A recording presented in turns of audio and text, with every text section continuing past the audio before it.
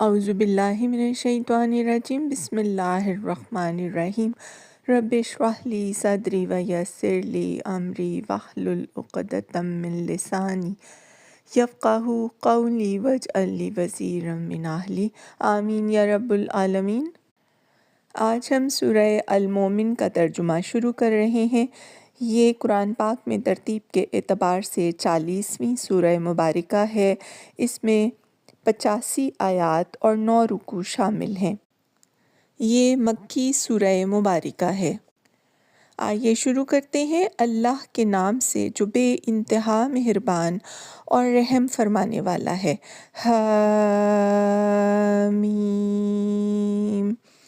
اس کتاب کا نزول اللہ کی طرف سے ہے جو زبردست ہے، سب کچھ جاننے والا ہے، گناہ معاف کرنے والا اور توبہ قبول کرنے والا ہے، سخت سزا دینے والا اور بڑا صاحب فضل ہے۔ کوئی معبود اس کے سوا نہیں، اسی کی طرف سب کو پلٹنا ہے۔ اللہ کی آیات میں جھگڑے نہیں کرتے مگر صرف وہ لوگ جنہوں نے کفر کیا ہے۔ اس کے بعد دنیا کے ملکوں میں ان کی چلت پھرت تمہیں کسی دھوکے میں نہ ڈالے۔ ان سے پہلے نوح علیہ السلام کی قوم بھی جھٹلا چکی ہے اور اس کے بعد بہت سے دوسرے جتھوں نے بھی یہ کام کیا ہے۔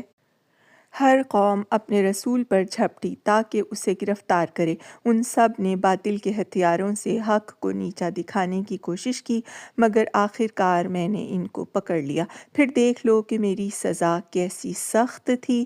اسی طرح تیرے رب کا یہ فیصلہ بھی ان سب لوگوں پر چسپاں ہو چکا ہے جو کفر کے مرتکب ہوئے ہیں کہ وہ واصل با جہنم ہونے والے ہیں۔ عرش الہی کے حامل فرشتے اور وہ جو عرش کے گرد و پیش حاضر رہتے ہیں سب اپنے رب کی حمد کے ساتھ اس کی تسبیح کر رہے ہیں۔ وہ اس پر ایمان رکھتے ہیں اور ایمان لانے والوں کے حق میں دعائے مغفرت کرتے ہیں۔ وہ کہتے ہیں اے ہمارے رب، تو اپنی رحمت اور اپنے علم کے ساتھ ہر چیز پر چھایا ہوا ہے، بس معاف کر دے اور عذاب دوزخ سے بچا لے ان لوگوں کو جنہوں نے توبہ کی ہے اور تیرا راستہ اختیار کر لیا ہے۔ اے ہمارے رب، اور داخل کر ان کو ہمیشہ رہنے والی ان جنتوں میں جن کا تو نے ان سے وعدہ کیا ہے، اور ان کے والدین اور بیویوں اور اولاد میں سے جو صالح ہوں۔ تو بلا شبہ قادر مطلق اور حکیم ہے، اور بچا دے ان کو برائیوں سے۔ جس کو تو نے قیامت کے دن برائیوں سے بچا دیا اس پر تو نے بڑا رحم کیا، یہی بڑی کامیابی ہے۔ صدق اللہ العظیم۔ وآخر دعوانا ان الحمد للہ رب العالمین۔